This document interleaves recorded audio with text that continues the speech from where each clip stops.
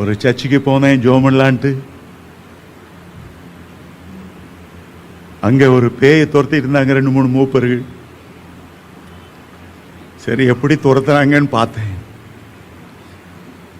ஒரு மூப்பர் வந்தாரு, முடிய பிடிச்சார், அல்லேலூயான்னாரு. சீ கையேடு, அந்த பேய் சொல்லுது,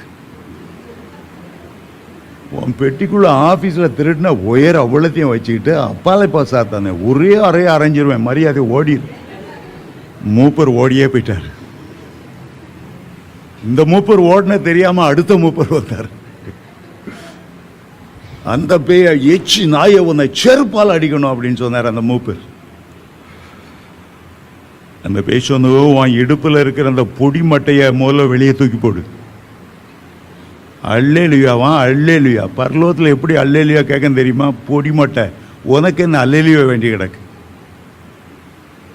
சாத்தா வந்து எல்லாத்தையும் பார்த்துட்டு இருக்கான், ஆண்டவரும் பார்த்துட்டு இருக்கார், உன் மனசாட்சியும் பார்த்துட்டு இருக்கு.